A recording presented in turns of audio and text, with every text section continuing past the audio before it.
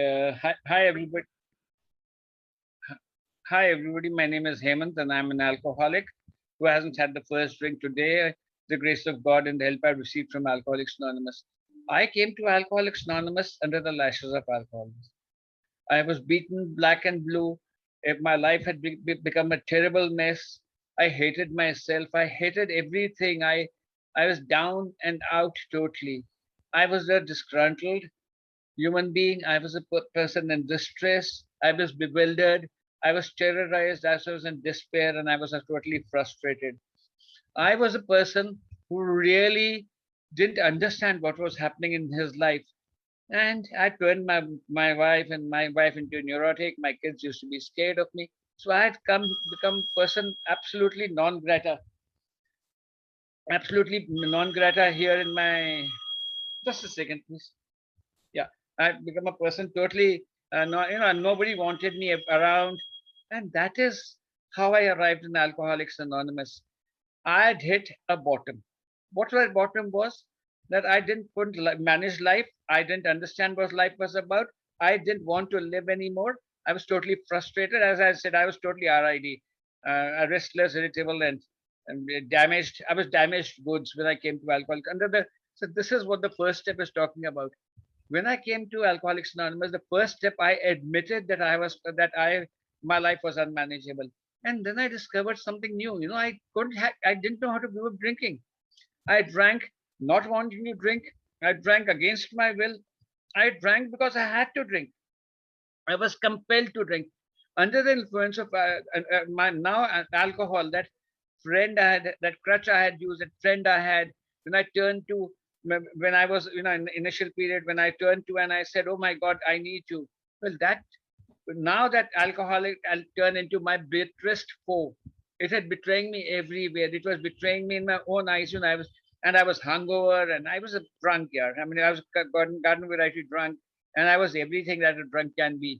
And that is when I came to. So I admitted, and that was all that was required in the first step from me, to admit, to surrender to powerlessness, to admit that my life was unmanageable. And then I discovered, and just by surrendering, because as William James said, in his Varieties of Spiritual Experience says, so first I had to admit to myself that I needed, that I was in despair. Utter calamity had hit me. I was in my life was absolutely over and done with. Utter defeat. I had reached utter defeat. And that is what the first step was about. Now, I also discovered, much to my discomfort, that I couldn't manage to stop drinking on my own. I needed a power greater than myself. So because I understood that I was slowly going insane, and to be restored back to sanity, I had to come to believe that there was some power.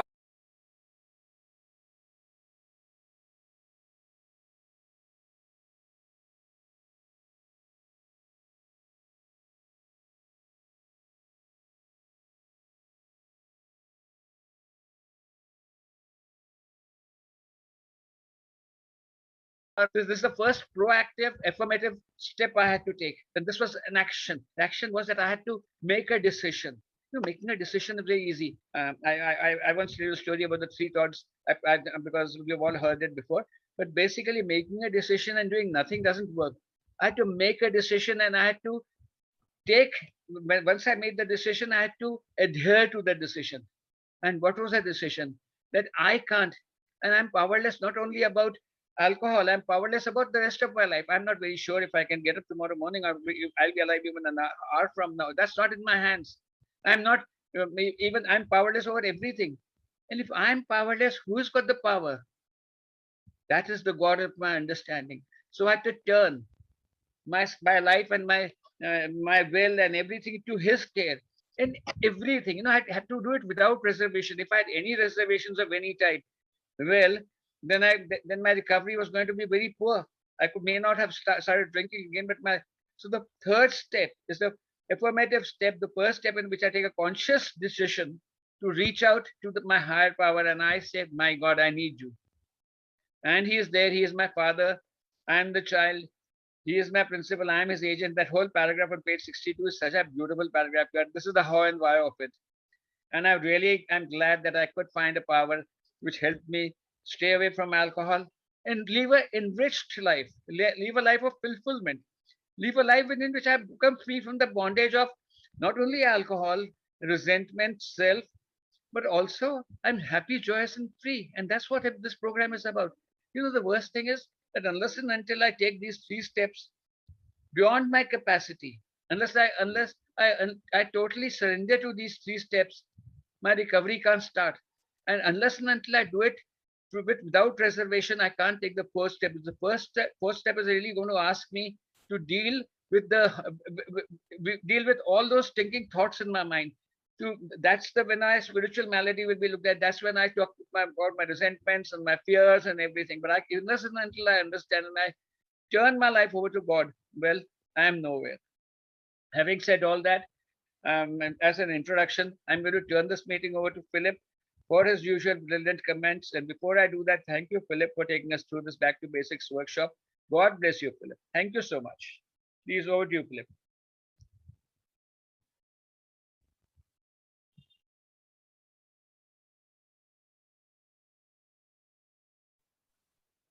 Philip, you're muted. Good evening, good morning, good afternoon, good day, wherever you are. You're in a meeting of Alcoholics Anonymous. My name is Philip, and I'm a member of Alcoholics Anonymous.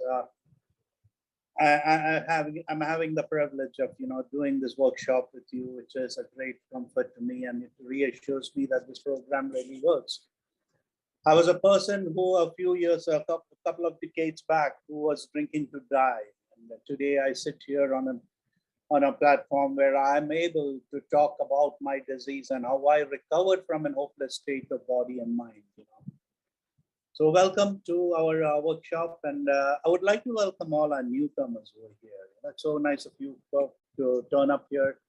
And could I have a hands up from all the newcomers who are here today, who are in their first 5 or 6 months of sobriety, or even a year of sobriety, or people who have not worked the program and are wanting to work the program? Could I have a hands up for them, please? There you go. You have Sandeep, Abhinav, Randall, Suresh, Varun, Chitanzu, Ravi Daradun, Tejas M, Shanu, Sushil Kumar, Hiren, Vijay DC, Sam D, Joe Kenneth, Vasant NG. Thank you guys for turning up. I hope it helps. Unless I work this program of Alcoholics Anonymous, I don't have a life. My life was gone. It was miserable. But here I am in Alcoholics Anonymous, and why do I need Alcoholics Anonymous is something that I need to ask myself. First, because I was an alcoholic. And who is an alcoholic? Any individual who cannot guarantee his or her behavior after they picked up that first drink is essentially an alcoholic. Did I choose to be an alcoholic? No, I didn't choose to be an alcoholic. It was a genetic disorder. I was born with it, and I was a disaster waiting to happen. So how do I find out if I'm an alcoholic or not? See, there are various questionnaires here, and there's a way of looking at it. Now I'll be running you through the first 3 steps and then touching on to step 4, which I'll be taking on next week, or we will be doing it together. So when I came to Alcoholics Anonymous, I didn't know that, drinking was my problem. I came to Alcoholics Anonymous for all the wrong reasons. I read the word anonymous, and I thought these guys are going to teach me how to drink anonymously. Of course, the world knew I had a drinking problem, but if I could, avoid it from the world, then, I didn't have a problem. So that's what it was. I was the intellectual guy who came to Alcoholics Anonymous to sober up, only to find out that I was an alcoholic. And I needed to work a program if I had to stay stopped. So when the doctor says that, we who have suffered alcoholic torture must believe that the body of an alcoholic is quite abnormal as his mind. So the body of an alcoholic is as abnormal as his mind. It is not satisfied to be told that we cannot control our drinking because we were maladjusted to life. That we were in full flight from reality, or we ought to outright mental defectives. These things were true to some extent, but we are sure that our bodies were as sickened as well. Now that's a doctor's opinion from page 25 of the doctor's opinion, Roman letters. Now, this is what the doctor says. So I'm bodily and mentally different from other people. I had a maladjusted personality. I had problem with reality, dealing with reality. I was from a full flight of reality. Why did I drink? I drank because I didn't know how to deal with the thoughts that I had. So it says here that my sickness centers in my head, and my sickness centers in my head because I have a thinking sickness. So the action of these alcoholics, chronic alcoholics, is a manifestation of an allergy. That this phenomenon of craving is limited to the class that never occurs in an average temperate drinker. These allergic types can never safely use alcohol in any form at all. To accept this was very, very difficult. But this is the doctor's opinion. It's not my opinion. I have a mental obsession, a physical allergy, and a spiritual bankruptcy. A mental obsession, a mind that always thought about alcohol. It was obsessed with the thought of alcohol. 24/7, 365 days. Every day I woke up to the dread of, thinking of alcohol. God, I got to get through another day. I don't want to drink, but I have to drink. That's the obsession. And I go to drink. Why do I go to drink? I go to drink because I cannot handle the thoughts that run through my head, the guilt, the shame, the remorse, and the words that go with it. So this is a mental obsession. The physical allergy is a part where, I take up a drink and then, I can't stop. One drink is too many and 100 are too little. The moment I take a drink, there is a receptor in my system that is activated. And no matter how much I drink, until I pass out, I cannot stop. Now, if you have any of these symptoms, probably you are an alcoholic. But as we move along on this workshop, you'll get a better understanding of this. And for those newcomers who come in, I hope you have the PDFs. If you have the PDFs, you can get a small booklet like this, which is bound up. It's got about 36 pages. And you can work it on your, all you need is a pencil and an eraser to sit down with us and, work it out on your own. So it makes it easier for you. So when I was talking about the physical allergy and the mental, the spiritual bankruptcy, what is a spiritual bankruptcy? Spiritual bankruptcy, according to me, is I am abnormal and I do not do what normal people do, like getting up in the morning, having a bit of coffee, having a chat at home. I don't take to reality very well. I don't know how to treat others, including myself. So, spiritually, I am, dead, almost dead. And how do I keep my spirit going is, by having that drink, that spirit from the bottle, So here the book says lack of power was my dilemma. So spiritual bankruptcy, the mental obsession, the physical allergy, and the spiritual bankruptcy. Oh my God, what a malady that is. How did I live through that? I didn't know. I started drinking very early in age, about 12 or 13. But long before I started drinking, I could see the unmanageability of my life. I didn't fit in. Like the book talks, that I had a maladjusted personality, and I didn't know what to do with life. I was dyslexic. I went to a school where, I just didn't like going to school, where most people enjoyed going to school. I dreaded school. I dreaded authority. I dreaded looking at books. And this is not normal. I was good in sports, but if I didn't get the chance to be the first in the game, I didn't want to play the game. If it was dramatics, I was a good talker, but if I was not given the key role, I didn't want it. Now, these were the sort of maladies that I was going on in my head. I was maladjusted to life. I didn't fit in. I was not happy. I was full of fear, remorse, and guilt most of the time, and fear ruled my life. So to get rid of this spiritual malady that I was going through at that age, at about age 13 or 14, I got into touch with alcohol, and boy, what a reprieve, what a release, And I'll read it out. Men and women drink essentially because they like the effect produced by alcohol.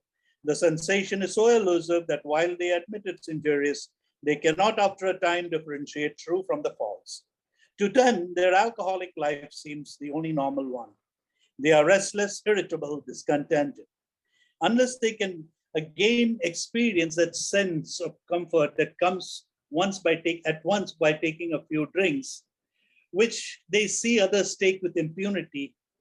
After they have succumbed to the desire again, as so many do, the phenomenon of craving develops. They pass through that well-known stages of a spree, emerging remorseful, with a firm resolution not to drink again. This is repeated over and over unless this person can experience an entire psychic change, which is change there. Unless he can experience a psychic change, there is very little hope for its recovery. On the other hand, strange as it may seem, those who understand once a psychic change has occurred, the very same person who seems doomed, who has so many problems he despaired over ever solving them, suddenly finds himself easily able to control his desire for alcohol, the only effort necessary being that required to follow a few simple rules.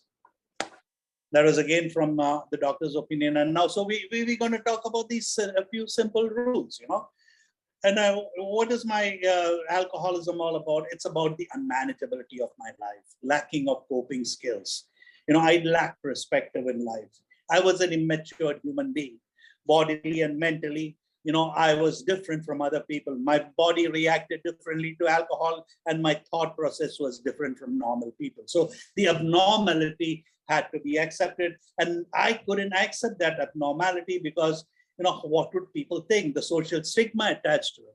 I had a grown-up body with an immature mind. My emotional maturity was that of a 12-year-old when I came into Alcoholics Anonymous, and that's not a good balance. People expected me to act my age.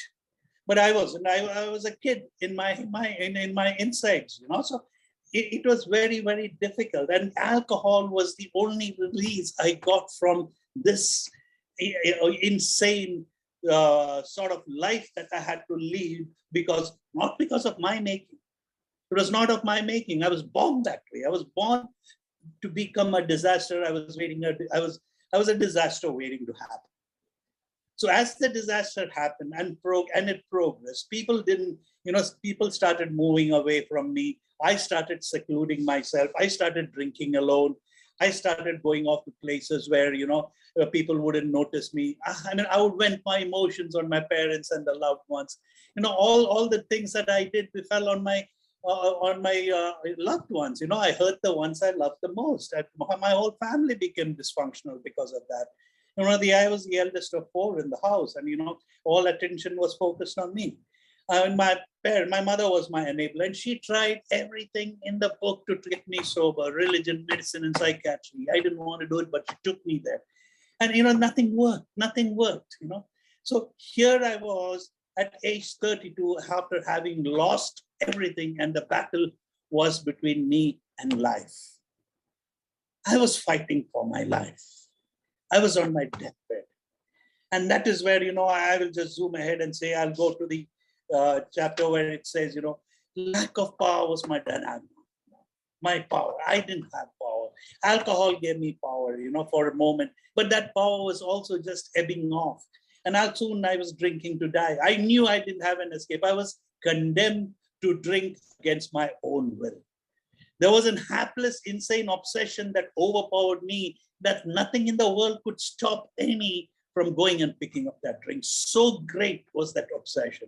It almost killed me. I was on my deathbed when, I had to choose whether I wanted to live. All our basic instinct is instinct of survival. And that is a God-given instinct that has kept me going. It just reinstated and it kicked back and said, Philip, do you want to live or you want to die? But I didn't have a choice here. My free will or my will was imprisoned by the chemical alcohol. Alcohol is only an abstract. It's only a mood-altering chemical, but it had power over me, such relentless power over me that it demonized me. So here I was, I had to choose, and that's where the first step came in. And I had to be utterly honest with myself. To the core of my beginning, I had to be, honest with myself and say, Philip, do you really want to live or do you want to live or die? Here's a choice you have, man. Make your choice. If you want to live, go and accept the fact that you're an alcoholic and your life is unmanageable. I came into Alcoholics Anonymous, like I said, for all the wrong reasons, but I accepted the fact that I had a drinking problem and my life was totally berserk. I lacked coping skills. I lacked perspective. I lacked the enthusiasm or the will to live. I lacked the will to fight. I gave up on everything. I conceded, to the fact that, people, places, and things had power over me, and I was nothing. That was the dirt of it, my dignity. I had sold my soul to the devil. I had no self-respect, self-worth, self-esteem, nothing. The sad part is I didn't choose it. And that is why, as an alcoholic, people say, why me?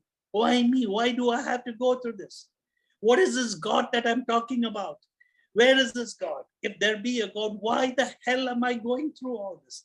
I don't want to hurt anyone. I don't want to be a pain to anyone. I don't want to be a source of embarrassment to my parents and to my colleagues and friends and family.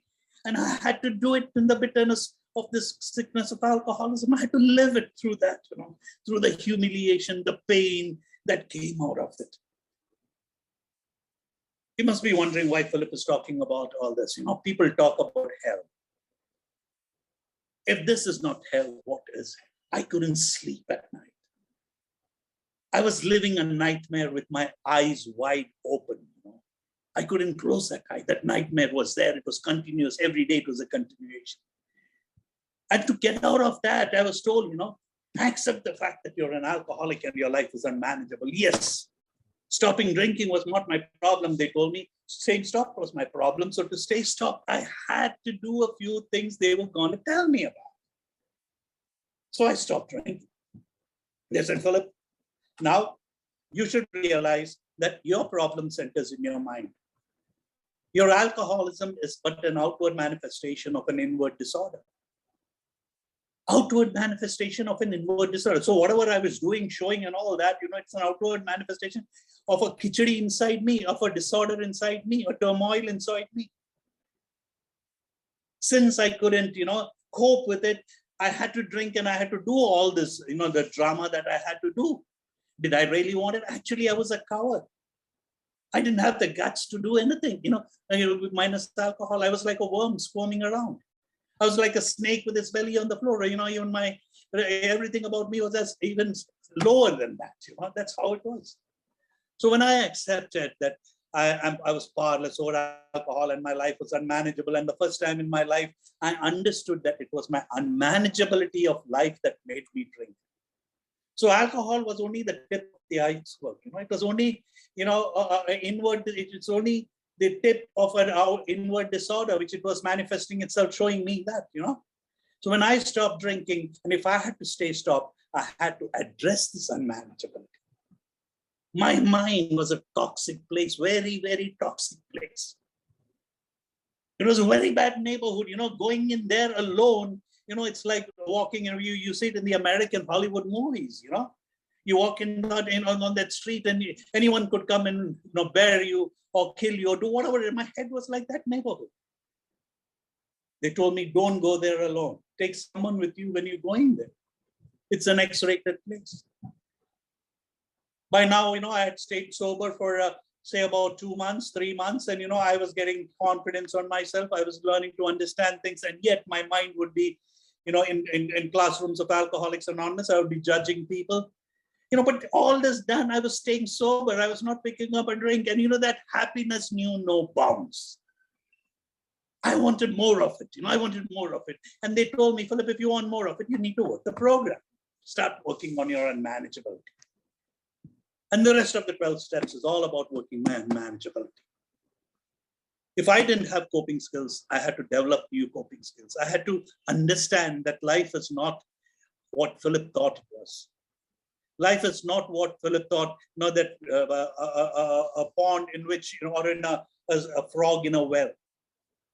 The theory of frog in a well is, a frog that is born in a well sees only the round on top, the radius of the well's mouth. And he thinks that is the world above him. Until he comes out of that, what you call well, and starts seeing the world around him. And so I was like a frog in the well who was pulled out.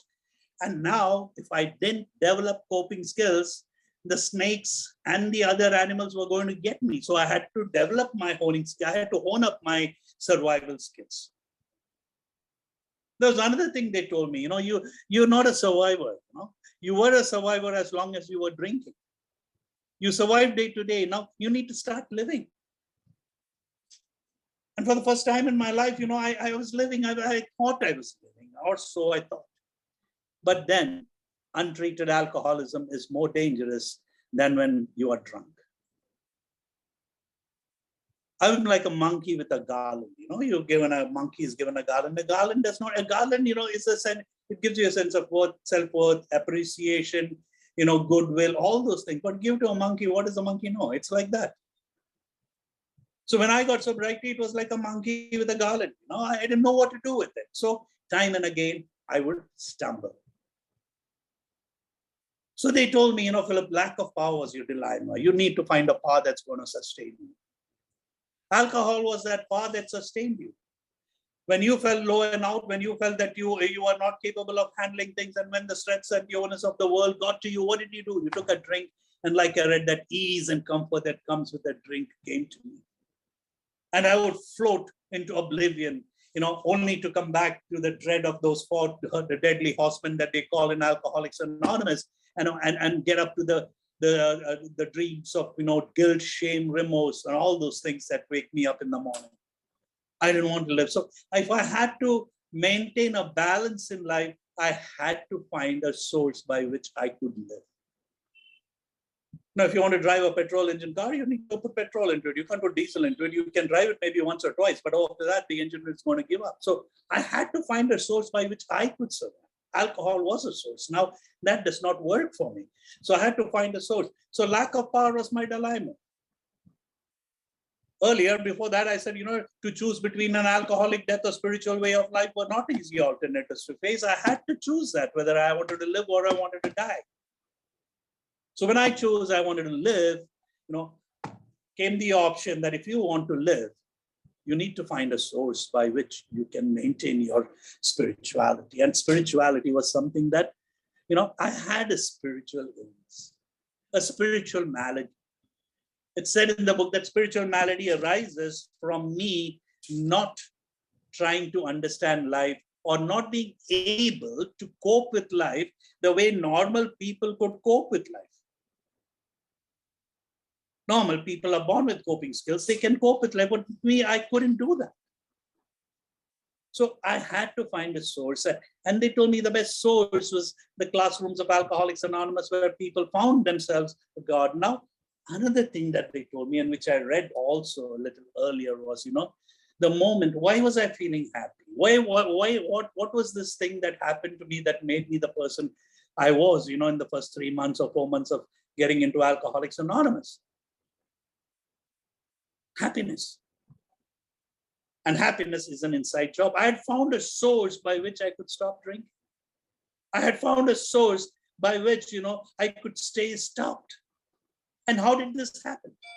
This happened because, I was shown into the classrooms of Alcoholics Anonymous, where there was through a divine intervention. Divine intervention means it is a miracle for an alcoholic like me, who was, the world had condemned and I had condemned to drink and die, to be brought into a classroom or brought into a room where there were people who said there is hope for the hopeless.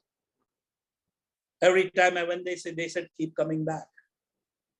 So this was a divine intervention. For the first time in my life, I found a group of people who didn't judge me or didn't want to judge me, who wanted to reach out and help me. I've been drunk in a few of those meetings and they didn't condemn me. They didn't point a finger at me and say, don't come back here. They told me that, you're protected by the third tradition of Alcoholics Anonymous, which states the only requirement for membership is a desire to stop drinking. Wow. What a peace of mind. These guys can't do that. So this was a divine intervention that brought me here. And through that, there was a profound personality change. When you say a profound personality change, it is my willingness to want to learn to live like a human being, not like an inhuman being. God created me as a human being with dignity and honors. I had lost it on the journey of my life till the age of 31, 32. I once was lost, but now I'm found, and I didn't want to lose myself. I didn't want to lose myself. So there was this divine intervention, which had made me have a profound personality change in my thinking, the way the outlook up to life, to outlook towards the way I behave, the way I should be. I stopped living my life for other people. People pleasing was still a part of my life. I wanted to fit in. That thing was always there.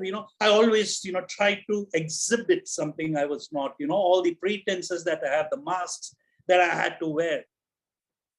A lot of them fell off. I didn't have to lie. I didn't have to cheat. I didn't have to do things I did when I was drinking. We have something called the character defects, and I'll come to a little later where we go to the checklist assets and liabilities that I had. Most of them were because of my drinking. The moment I stopped drinking, a lot of them just left away. So I started addressing my unmanageability, and then I had to find that, the second step says, finding a power greater than myself could restore me to sanity. And I found this power in the classrooms of Alcoholics Anonymous. See, believe me, I was taken to churches, temples, mosques, wherever, so that I could stay sober. I used to go myself, to churches thinking that, some miracle would happen and I would be saved. I've seen people bargaining in churches, mosques, and temples, God, if you get me this, I'll give you this. And to me, it didn't make any sense. If this is a God that is doing a barter system, then he's not God. And when they told me about God, it didn't appeal to me. Until I came to Alcoholics Anonymous and they said, Philip, the God that has saved you is a God that loves you. If he didn't love you, he wouldn't save you in the first place. True, you've been through your bad patches in life. Who does not? The sponsor I had said, don't ask that question, why me? Just ask the question, why not me? Why am I different? Don't I have 2 hands, 2 legs, 2 eyes? I don't have a nose, 2 ears? Yes, my thinking is different and radical, but that can be righted. And that is why God has brought you into this fellowship of Alcoholics Anonymous. There are so many stories of all people who have gone haywire, berserk in life. I've read stories from the Bible about it, great kings, great men, but when you look at their real life stories, they were as human as you and me. They're womanizers, they were stealers, they have murdered people. But why are they remembered? They're remembered because they rose above their adversity. They rose above their, infirmities, their, bad, whatever character defects or flaws they had, they rose above it and served God. So when I look at myself, I've been through all this. Now God is giving me a chance to rise above all these things, my character defects or what people think about me or the bad name I might have or I think I might have, to rise above it and be the person that can help God in his work in saving the lives of those I might help in his name. That's what the 3rd step prayer is all about. What a wonderful thing. So this God, from an unloving God, it became a loving God. I just understood the shift, He was training me or he was grooming me, to be the person I am to be today. So whatever I went through was not of waste. Yes, I had my stubborn side, which I said, this is the way I would like to live life. This is the way I would like my life to be. That is my will. Now, when my will failed me, what did do? God put in a bait and said, take this bait. And if you can, join my will to your will, you will live. So fear of dying and fear of having tried all my ways. And when God gave me that option, I grabbed it with all my, and for that, I needed humility. I needed honesty. I needed willingness. And with that, God's will matched my will. And, I was sober. So step happened that way, a power greater than me restored me to sanity. And I started believing that this is a loving God after all. It's me and my worldly thinking and the greed of my flesh that makes me think that God is not taking care of me. If I didn't get what I wanted when I wanted it, I was angry with God. If I didn't get the alcohol I required, I was angry with God. If I didn't get the girl that I wanted, I was angry with God. No, is God to blame for all my infirmities? Is God to blame? Today I started asking that question. No, he was not. A lot of it was my own self-will. Self-will run riot, instincts on rampage. So who was to blame? So when I understood, what part I played in this drama of life this far, where I wanted to be the director, the actor, the audience, everything all in one. Life revolved around me. Oh my God, that's a bad place to be in. So where would serenity or peace be in me? Peace of mind. There was this committee in my head that was eating me up all the time. So when I was restored to sanity over a drink, I was restored to sanity over my drinking problems, I started believing in this power greater than myself that had restored me to that decision. And now I was to make a decision to turn my will and my life over to the care of the same power that has, looked after me this far. There's a story of, footprints in the sand. Those of you who have the ability, just note it down. It's called Footprints in the Sand. You can Google it. And it's a typical way of saying, how God took care of me. Me and God were walking the beach together. You could see two pairs of feet moving on the sand. Suddenly, there is only one pair of feet. And a little further, you see, there again, those 2 feet started walking, 2 pairs of feet started walking again. So that is me and God walking. And when I saw this single set of feet, I asked God, God, why didn't you lift me up? Why only one set of feet? You abandoned me, and that patch of life. Why did you abandon me? Where there should have been 2 sets of feet, there's only 1 set. That means you left me and I was left to fend for myself. But again, later on, there are 4 sets of seats. So he said, son, the way you look at it is not what had happened. Yes, we walked together. And when you see 1 set of feet, you weren't able to walk. You were too tired and I had to carry you across. No, that made absolute sense. That was what God did. He carried me across when I couldn't do it on my own. God was not to blame. I had to clear this. Either God is everything or God is nothing. I had to, authenticate to myself and stamp it on my head saying that, I am a believer. It says we were reborn. I had to be reborn into a new way of life, into a new way of thinking. And without God's help, I cannot do it. Based on my resources, or the best of my resources, is what got me into Alcoholics Anonymous. Now, if I wanted to live, if I wanted to be happy, joyous, and free, which is the aim of Alcoholics Anonymous, I have to find that source. So I had to turn my will and my life. What is my will? What is my life? My will is what I talked about, what I wanted to be, where I wanted to be, who I wanted to be. My will is what got me into Alcoholics Anonymous. The pain, the trauma, the muscling, the manipulation, the conniving for Philip, And what is my life? All this that I just talked about that happened in my life through the conniving, the manipulation, the pain I brought on others, life that was led astray. There's a story of the prodigals, and I was like that. I was out in the world, going to fend for myself and enjoying the flats of the land until I could sustain myself no more, and I had to come back. So I was taken back into the fold. I was created by God to be of use to me and to another human beings, but I was never of use to anybody, including me. Like I said, I was not living, I was just surviving on a day-to-day basis. Those of you who are alcoholics like me would resonate with that.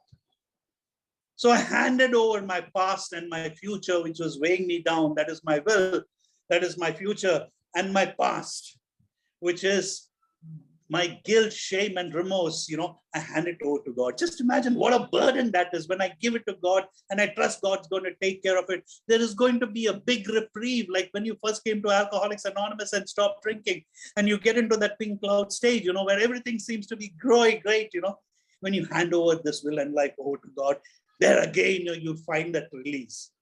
You'll find God's favor in you, you'll find that strength to move on. So I hand over my will and my life over to the care of God as I understood him. Now I need to ask myself, was this one question, did I find God or did God find me? It doesn't really matter. Because when God created me, he created a masterpiece, a perfect human being. I found flaws in my life. I started comparing myself to others. And in comparison, that I found that I didn't have what he has and I didn't have what she has. It was my problem, not God's problem. When God created me, he created a perfect human being. When God creates a blind man, God creates a perfect human being. I see that difference. So I'm seeing that God is a defective piece. No, God is not. God is perfect. And God is the most omnipotent. That is what I understand now, So if I could understand God, then he is not my God. God is beyond my own comprehension. I just can't imagine. He could come in any time, shape, color. He could be of any faith. God didn't create religion. God didn't create faith. As an alcoholic, you and I know it. We all talk about the same God, that far greater than ourselves, that has restored us to sanity and put us on a pedestal to start living life on life's terms. So here I am, handing it over to God, blindly. I have to take a 180-degree turn. If I go straight, I'm going into destruction and death. So I had to take an about turn, a 180. I'm turning over my will. I'm going to take that chance, that leap of faith, that I've survived this far, from a helpless, hopeless, useless human being, a drunk, to a person who's going to take an about turn and going to see what life has to offer him. And that's a very bold decision for an alcoholic like me. Made a decision. Decision was my major problem. I couldn't decide for myself, for the love of God, what I wanted in life, or who I wanted to be in life, where I wanted to be. Nothing. I couldn't make any decisions on my own. My will, my life was bounded by my obsession for alcohol, my love for alcohol. So I was not the person I thought I was. Then who was I? So if I want to continue my journey in sobriety, I have to find out the person who I am, the person I was running away from, and that was me. I was running away from myself. I didn't like me. We talked about a maladjusted personality. We need maladjusted to life, the inferiority complex, lesser than others, mentally destituted. That's what the book says. I was a mental case. I was, for the first time in my life, willing to look at myself. And for that, if I had to go the rest of the 12 steps, 4 to 8, I need to work on that. Fourth step says, made a fearless moral inventory of myself. I'm making a fearless moral inventory. So what is a fearless moral inventory, and why do I have to do it? If what I have talked to you has resonated with you so far, you should realize that I'm a sick human being. And my sickness centers in my head. My subconscious mind and my conscious mind are two very powerful mediums through which I live. Now, there are a lot of misconceptions in the subconscious mind and conscious mind, which I have to clear. There's a lot of guilt, there's a lot of shame, there's a lot of remorse, there's a lot of anger, frustration, resentments that are all caged up in my head. If I don't filter those out, if I don't get rid of those or work on those, I'm surely going to go and drink. I won't be enjoying this peace of mind or this reprieve that I have today. They say all we have is a daily reprieve contingent to our spiritual condition. No, spirituality is living the life that God wants me to live. That's being honest, open-minded, willingness. But inside, I'm a cheat. I'm a con artist. I have all the bad habits possible, and I hide it with a mask. I had to get rid of these masks. I had to get rid of these hidden, unwanted thoughts and experiences that I had. These monkeys that were having a turmoil, in my head had to be sorted out. They say, I killed the monkey, but the circus is still in town. So I stopped drinking, but the circus has to be addressed. So next week, we'll be talking about, how we could look into ourselves and see how we can get this daily reprieve and be happy, joyous, and free. Freedom from the bondage of alcohol, you got that. Freedom from the bondage of fear, you're working on it. And freedom from the bondage of self. That is what the program promises us. I get out of myself, I'm free, I'm freedom. I don't care what happens to me. What other people think about me is none of my business. I need to reach that state. That's what the serenity prays. Grant me the serenity to accept the things I cannot change. I cannot change the people and the world around me. I cannot change the ambience. I cannot change the weather, nothing. Courage to change the things I can. I can accommodate myself in these things and situations. And the wisdom to know the difference. Wisdom. It comes from experience. Knowledge plus experience is wisdom.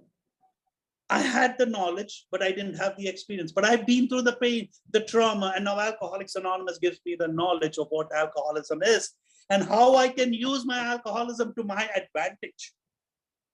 That's the main thing. How I can use these shortcomings or the things that I've been through to my advantage. So next Saturday, we'll be talking on step 4. And those of you who have any fear or any misunderstanding about this step, or what we need to do further, you're free to ask questions, or you can call me after any day time during the course of the week, and we could confer on each other. But if you made a start, please move ahead. Please move ahead, because it's your life in the end. It's not about anybody else. It's up to your life. So take charge of your life, which God has given you. And believe me, you have a loving God who is behind you. Thank you. Good luck. God bless. Thank you. Over to you, Hanu. Thank you so much, Philip. Brilliant as usual. What a summing up. Great. Applaud. Yes, guys, anybody want to come ahead and ask any questions, make any comments on the first, second, and third step, which is liberation, first steps of liberation from alcoholism? Anybody?